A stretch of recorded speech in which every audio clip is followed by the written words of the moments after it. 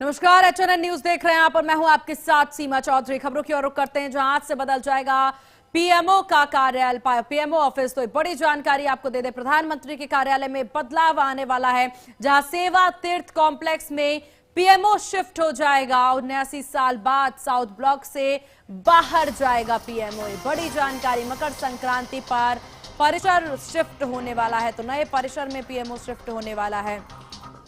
प्रधानमंत्री नरेंद्र मोदी का दफ्तर आज से बदल जाएगा, पता आज से बदल जाएगा। आज 14 जनवरी 2026 दिन को मकर संक्रांति के शुभ मौके पर उनका दफ्तर यानी कि पीएमओ शिफ्ट होने की उम्मीद है।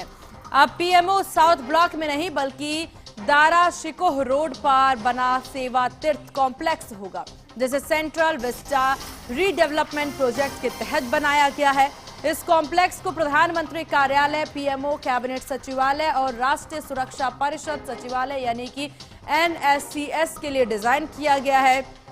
यहाँ तीनों की अलग अलग बिल्डिंग्स हैं। भारत के प्रधानमंत्री का दफ्तर 1947 में भारत की आजादी के बाद से साउथ ब्लॉक में ही था, जबकि सेवा तीर्थ 2 में पहले से ही कैबिनेट सेक्रेटरीट जो कि पिछले साल सितंबर में शिफ्ट हुआ था। सेवा तीर्थ 3 में नेशनल सिक्योरिटी एडवाइजर का ऑफिस होगा, जहां आपको बता दें कि आज का दिन बेहद खास है। एक तरफ मकर संक्रांति का ये शुभ अवसर है, तो वहीं दूसरी तरफ देखिए माना जाता है कि आज के दिन से ही जो अच्छे काम हैं, जो शुभ काम है, उसकी शुरुआत की जाती है। और पीएमओ का ऑफिस जो है आज ही शिफ्ट हो रहा है। 79 साल बाद साउथ ब्लॉक से पीएमओ बाहर जाएगा और सेवा तीर्थ की बिल्डिंग में शिफ्ट होने वाला है। सेवा तीर्थ कॉम्प्लेक्स में आज पीएमओ शिफ्ट होने की पूरी उम्मीद है। किस तरह की व्यवस्थाएं हैं, क्या कुछ खास है इस रीडेवलपमेंट में, उस पर भी जानकारी आपको देंगे। सेवा तीर्थ कॉम्प्लेक्स में आज से पीएमओ शिफ्ट होने वाला है, ये बड़ी जानकारी आपको दे दे। तो आज से प्रधानमंत्री कार्यालय का पता बदल जाएगा, सेवा तीर्थ कॉम्प्लेक्स में शिफ्ट हो जाएगा पीएमओ। 79 साल बाद साउथ ब्लॉक से बाहर जाएगा पीएमओ। मकर संक्रांति पर नए परिसर में पीएमओ शिफ्ट होने जा रहा है। प्रधानमंत्री नरेंद्र मोदी का दफ्तर आज से बदल जाएगा। आज 14 जनवरी 2026 दिन से ही मकर संक्रांति के इस शुभ मौके पर दफ्तर जो है वो शिफ्ट होने की उम्मीद है। अब पीएमओ साउथ ब्लॉक में नहीं बल्कि दारा शिकोह रोड पर बना आपको बता दें कि सेवा तीर्थ कॉम्प्लेक्स होगा। इसे सेंट्रल विस्टा रीडेवलपमेंट प्रोजेक्ट के तहत बनाया गया है, डेवलप किया गया है। इस कॉम्प्लेक्स को प्रधानमंत्री कार्यालय यानी कि पीएमओ, कैबिनेट सचिवालय और राष्ट्रीय सुरक्षा परिषद सचिवालय यानी कि एनएससीएस के लिए डिजाइन किया गया है। यहाँ तीनों के लिए अलग अलग बिल्डिंग है। प्रधानमंत्री आपको बता दें कि भारत के प्रधानमंत्री का जो दफ्तर है वो 1947 में भारत की आजादी के बाद से साउथ ब्लॉक में ही था और साउथ ब्लॉक से अब इसे शिफ्ट किया जाएगा, यानी अब सेवा तीर्थ 2 में पहले से ही कैबिनेट सेक्रेटरीट शिफ्टेड है, जो पिछले साल सितंबर में शिफ्ट हो गया था। सेवा तीर्थ 3 में नेशनल सिक्योरिटी एडवाइजर का ऑफिस होगा और साथ ही साथ पीएमओ शिफ्ट होने वाला है। आज ये तस्वीरें देखिए, बेहद ही खास तरीके से इसे डिजाइन किया गया है। काफी खास है इसका डिजाइन। और क्या कुछ खास है, शिफ्टिंग किस प्रकार से है और क्यों शिफ्ट हो रहा है, इस विषय पर तमाम जानकारी देंगी हमारी सहयोगी कंचन अरोड़ा। कंचन, आज पीएमओ का जो ये ऑफिस है वो शिफ्ट होने वाला है। 79 साल बाद ये दिन, ये अवसर आज आया है जब ये शिफ्ट होने वाला है। ये जो नई बिल्डिंग है, जरा इसके विषय पर तमाम जानकारी दीजिए। बिल्कुल, देखिए जिस तरीके से पीएमओ का नया कार्यालय का अब पता बदल रहा है, यानी अब तक जो कार्यालय था 1947 से अब वो बदल रहा है और ये कार्यालय अब सेवा तीर्थ कॉम्प्लेक्स के नाम से जाना जाएगा, जो कि सेंट्रल विस्टा डेवलपमेंट प्रोजेक्ट के हिस्से के तौर पर इसको बनाया गया है। और वहीं अगर जिक्र कर लेते हैं तो ये क्या कुछ करके ये चीजें हैं इसमें, तो इसमें पूरी शिफ्टिंग में 200 से ज्यादा लोग लगेंगे, जिनको पूरी तरीके से जांच की जाएगी, सिक्योरिटी के तहत किया जाएगा। और लार्सन एंड टुब्रो ने इसको बनाने के लिए 1189 करोड़ रुपए की लागत के साथ पीएमओ के इस नए कार्यालय को बनाया गया है। वहीं 2,26,203 के लगभग वर्ग फुट में ये पूरा का पूरा कार्यालय जो है वो यहाँ पे फैला हुआ है।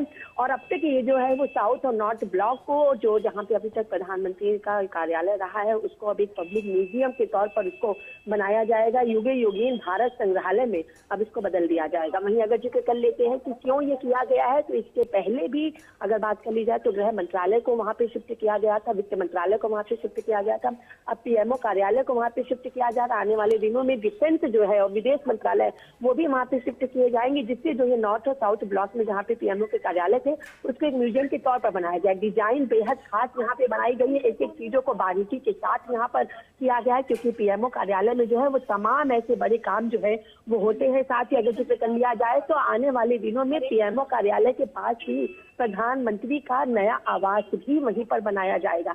तो कई तरीके की खूबियों के साथ कार्यालयों को यहाँ पे शिफ्ट किया गया। इसको बनाने में लगभग 3 साल का वक्त लगा है और अब आज मकर संक्रांति के अवसर पर यहाँ पे शिफ्टिंग शुरू होगी और आज के बाद से जो जितने भी काम काज होंगे वो पीएमओ कार्यालय से संबंधित वो यहीं से होने शुरू हो जाएंगे, तीर्थ सेवा से। जी चलिए ठीक है कंचन, आपका बहुत शुक्रिया तमाम जानकारी साझा करने के लिए।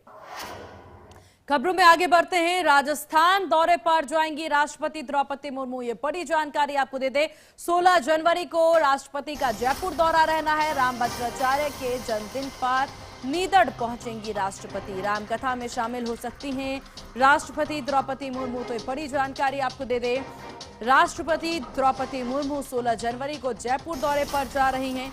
उनका ये 1 दिवसीय दौरा काफी महत्वपूर्ण है। जयपुर में जगत गुरु स्वामी रामभद्राचार्य की ओर से राम कथा का आयोजन किया जा रहा है। नीदड़ में हो रही इस कथा और हनुमान महायज्ञ में शामिल होने के लिए राष्ट्रपति जयपुर आ रही हैं। 16 जनवरी को स्वामी रामभद्राचार्य का जन्मदिन है। राष्ट्रपति द्रौपदी मुर्मू विशेष रूप से जगत गुरु को बधाई देने और उनके सानिध्य में चल रही राम कथा में शामिल होने पहुंचेंगी। प्रशासन ने राष्ट्रपति के आगमन को लेकर के, संभावित दौरे को लेकर के पूरी तैयारियां कर ली हैं और सुरक्षा व्यवस्था का खाका तैयार किया जा रहा है। तो ये बड़ी जानकारी आपको दे दें।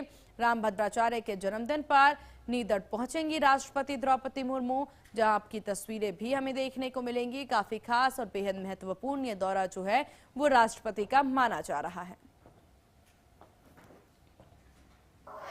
चलिए खबरों में बढ़ते आगे, जहां जम्मू कश्मीर में एलओसी पर फिर दिखा है ड्रोन। ये बड़ी जानकारी आपको दे दे।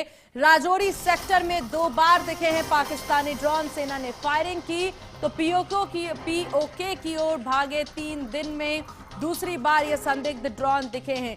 जम्मू कश्मीर के राजौरी जिले में देर शाम एलओसी के पास 2 बार संदिग्ध पाकिस्तानी ड्रोन देखे गए। भारतीय सेना ने फायरिंग कर दी। सेना के सूत्रों के मुताबिक ये ड्रोन नियमित निगरानी के दौरान मंडराते हुए नजर आए। फायरिंग के बाद ड्रोन पाकिस्तान अधिकृत कश्मीर यानी कि पीओके की ओर लौट गए। शाम करीब 7 बजे ड्रोन राजौरी के चिंगुस इलाके में डूंगा गाला क्षेत्र में भारतीय सीमा में घुसे। सेना ने एंटी ड्रोन सिस्टम एक्टिव किया तो वो गायब हो गए। फिर शाम करीब 7:35 पर 2 ड्रोन जैसे ऑब्जेक्ट धरा गांव में स्पॉट किए गए। जवानों ने कई राउंड फायर किए, जिसके बाद ये ड्रोन एलओसी की ओर लौट गए। बीते 3 दिनों में जम्मू कश्मीर में ड्रोन दिखने की ये दूसरी घटना है। लगातार हो रही ऐसी घटनाओं को देखते हुए एलओसी पर निगरानी और चौकसी जो है वो बढ़ा दी गई है। सुरक्षा एजेंसियों को आशंका है कि पाकिस्तान की ओर से ड्रोन के जरिए घुसपैठ या हथियार, नशीले पदार्थ गिराने की कोशिश की जा सकती है। इससे पहले रविवार देर शाम भी जम्मू कश्मीर के कई इलाकों में पाकिस्तानी ड्रोन देखे गए थे। सुरक्षा की दृष्टि से ये संकेत ठीक नहीं है। इस पर कंट्रोल करने की कवायद सेना के द्वारा की जा रही है। निगरानी और चौकसी और ज्यादा बढ़ा दी गई है। तस्वीरें आप भी देखिए, ये वही ड्रोन जो कि देखा गया सेना के द्वारा जब फायरिंग की गई तो ड्रोन एलओसी की तरफ भागा। खबरों में आगे बढ़ते हैं। बंगाल के आसनसोल में बड़ा हादसा हुआ है, जहां आपको बता दें कि अवैध कोयला खदान धंसने से 3 की मौत हुई है। आसनसोल के बडीरा इलाके में धंसी कोयला खदान BCCL की ओपन कास्ट कोयला खदान में यह हादसा हुआ है। तो पश्चिम बर्धमान जिले के आसनसोल के कुल्टी थाना क्षेत्र अंतर्गत बड़ीरा इलाके में बीसीसीएल की ओपन कास्ट कोयला खदान में मंगलवार को एक बड़ा हादसा हो गया। आरोप है कि अवैध रूप से कोयला निकालने के दौरान खदान के भीतर बनी सुरंग अचानक धंस गई, जिसमें कई मजदूर दब गए। सूत्रों के मुताबिक हादसे के वक्त कम से कम 5 से 6 लोग खदान के अंदर मौजूद थे। हादसे की खबर फैलते ही खदान के आसपास सैकड़ों लोगों की भीड़ जमा हो गई। परिजनों का आरोप है कि कोयला माफिया से जुड़े हुए लोग उन्हें इलाके से हटाने की कोशिश कर रहे हैं।